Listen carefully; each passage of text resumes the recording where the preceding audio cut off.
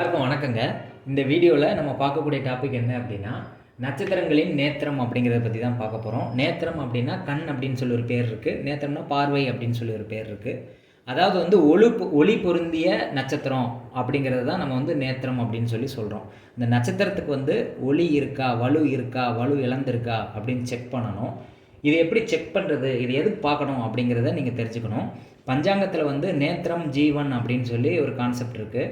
நேத்திரம் அப்படிங்கிறதுக்கு வந்து 0, அரை, 1, 2 அப்படிங்கிற மாதிரி பாயிண்ட்ஸ் கொடுத்துருப்பாங்க. ஜீவன் அப்படிங்கிறதுக்கு 0, அரை, 1 அப்படின்னு சொல்லி பாயிண்ட்ஸ் கொடுத்துருப்பாங்க.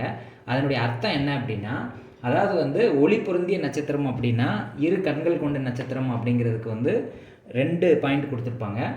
அதே இது வந்து ஒரு கண் கொண்ட நட்சத்திரத்துக்கு வந்து 1 பாயிண்ட் கொடுத்துருப்பாங்க. குருட்டு நட்சத்திரம் சொல்கிறதுக்கு வந்து 0 பாயிண்ட், அதுக்கு வந்து பாயிண்ட் கிடையாது, 0ன்னு போட்டிருப்பாங்க. இதே மாதிரி வந்து ஜீவன் அப்படிங்கிறத வந்து வரும் வீடியோக்குள்ளே நான் போடுறேன். ஜீவனை பற்றி அடுத்த வீடியோஸில் பார்ப்போம். இப்போ நேத்திரம் அப்படின்னா என்னங்கிறத பார்ப்போம். இது எப்படி கண்டுபிடிக்கிறதுங்கிறத பார்ப்போம். இது எதனால் இதை நம்ம பார்க்கணும் அப்படிங்கிறதையும் பார்ப்போம். இப்போ நட்சத்திரங்களின் நேத்திரம் அப்படிங்கிறது என்னென்னா, பஞ்சாங்கத்தில் நேத்திரம் ஜீவன் சொல்லி ஒரு காலம் போட்டிருப்பாங்க. அது நிறைய பேருக்கு எதுக்கு இருக்குது அப்படின்னு தெரியாது. நேத்திரம் அப்படிங்கிறது ஒளி பொருந்திய, அதாவது வந்து ஒரு ஒளிமயமான விஷயத்தை குறிக்கிறது. ஒரு நட்சத்திரம் வந்து நல்ல ஒளிமயமாக இருந்துச்சுன்னா அவங்க வாழ்க்கை நல்லாயிருக்கும் அப்படிங்கிற மாதிரி எடுத்துக்கலாம். இதை வந்து மெயினாக எதுக்கு பார்க்கணும் அப்படின்னா, வளகாப்பு, சீமந்தம் அந்த மாதிரி இதுக்கு வந்து பார்க்கணும். அடுத்து பார்த்திங்கன்னா, ஒரு பேபி டெலிவரி ஆக போகுது அப்படின்னா அந்த நாள் குறிக்கும்போது இந்த நேத்திரம் ஜீவன் வந்து வலுவோடு இருக்கிற நாள் அன்னைக்கு தான் வந்து நம்ம வந்து டயத்தை வந்து குறித்து கொடுக்கணும். இந்த நேத்திரம் ஜீவனே பார்க்கல அப்படின்னா நிறைய பிரச்சனைகள் வர்றதுக்கு வாய்ப்பு இருக்குது. ஏன் அப்படின்னா, நேத்திரம்ங்கிறது கண். அப்போ வந்து குழந்தை குருடாக பிறக்கிறதுக்கும் வாய்ப்பு இருக்குது. அந்த குறிப்பிட்ட ஸ்பெசிஃபிக் டைமில் வந்து கரெக்டாக இல்லை, குருட்டு நாளில் வந்து நம்ம வந்து ஏதோ ஒன்று பண்ணுறோம் அப்படின்னா பாதிப்பு ஏற்படுறதுக்கு வாய்ப்பு இருக்குது. 100% பாதிக்கும்னு சொல்ல முடியாது. ஃப்யூச்சரில் வந்து அந்த மாதிரி பாதிப்பு வரதுக்குரிய வாய்ப்புகள் இருக்குது. நேத்திரம் அப்படிங்கிறது ஜீவன் அப்படிங்கிறது உயிரில் வந்து கண்டத்தை கொடுக்காம உயிர் வந்து எப்பயுமே நல்ல ஆயுசு இருக்கணும் அப்படின்னா குருட்டு நாட்களில் வந்து நம்ம வந்து இது பண்ணக்கூடாது. அந்த குழந்தை பிறப்பு நாளை வந்து குறிக்கக்கூடாது. அப்போ மெயினாக வந்து அமாவாசை நாள் அன்னைக்கு நம்ம வந்து குறிக்கக்கூடாதுங்கிறது எல்லாருக்கும் தெரிஞ்சது தான். அதே மாதிரி நேத்திரம் ஜீவனும் வந்து வலுவிருந்த நாளில் வந்து நம்ம இந்த மாதிரி சீமந்தமோ பேபி டெலிவரியோ பண்ணக்கூடாது.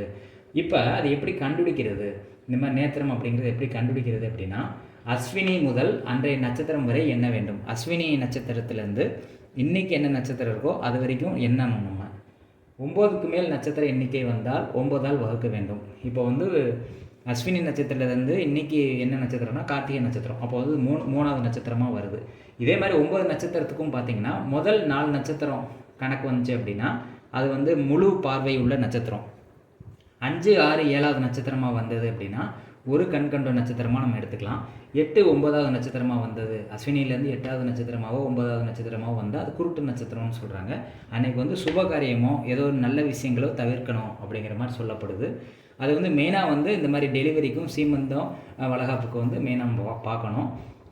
அதே மாதிரி வந்து ஒரு வீடு கட்டுறீங்க அப்படின்னா கூட அதை வந்து சுபகாரியமாக நம்ம செய்கிறதுனால அதுவும் 8, 9வது நட்சத்திரமாக வர அன்னைக்கு வந்து நம்ம அந்த காரியத்தை வந்து செய்யக்கூடாது. நம்ம நாள் குறிக்கிற அன்றைக்கி வந்து இந்த நேத்திரத்தை வந்து கண்டிப்பாக பார்க்கணும். அந்த நேத்திரம் வந்து 1, 2, 3 நாளாக வந்ததுன்னா ரொம்ப நல்லது. 5, 6, 7 வந்தால் பரவாயில்ல. 8, 9ஆக வந்தது நட்சத்திரம் அப்படின்னா அது குருட்டு நட்சத்திரமாக கருதப்படுது. அன்றைக்கி வந்து சுபகாரியத்தை வந்து செய்யக்கூடாது. இப்போ உதாரணத்துக்கு பார்த்தீங்கன்னா, அஸ்வினி நட்சத்திரத்துலேருந்து இன்றைக்கி என்ற நட்சத்திரம் வந்து இன்றைக்கி கார்த்திகை நட்சத்திரம்னு வச்சுக்கோங்களேன். அஸ்வினி, பரணி, கார்த்திகை. அப்போ இது 3வது நட்சத்திரமாக வருது. அப்போ 3ங்கிறது வந்து முழு கண் கொண்ட நட்சத்திரம். அன்றைக்கி வந்து நீங்கள் சுபகாரியங்கள் செய்யலாம்.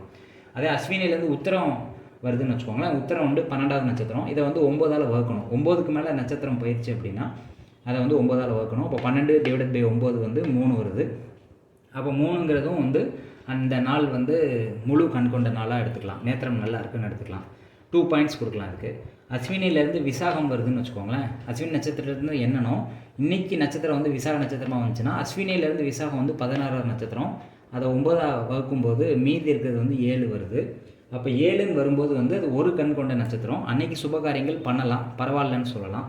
அதே மாதிரி அஸ்வினியிலேருந்து எண்ணக்கூடிய நட்சத்திரம் எண்ணும்போது இன்றைக்கி வந்து அனுச நட்சத்திரமாக இருக்குது, அந்த குறிப்பிட்ட நாளில் வரக்கூடியது அனுச நட்சத்திரமாக இருக்குது அப்படின்னா அது 17வது நட்சத்திரமாக வருது. அப்போ 17/9 வந்து 8 வருது. அப்போ மீதி இன்றைக்கி 8 வரும்போது 8, 9 வந்துச்சுன்னா அது வந்து குருட்டு நாளாக கருதப்படுது. அன்றைக்கி வந்து நீங்கள் சுபகாரியமோ எதுவோ வந்து பண்ணக்கூடாதுங்கிறதுல ரொம்ப முக்கியமாக கவனமாக பார்த்துக்கணும்.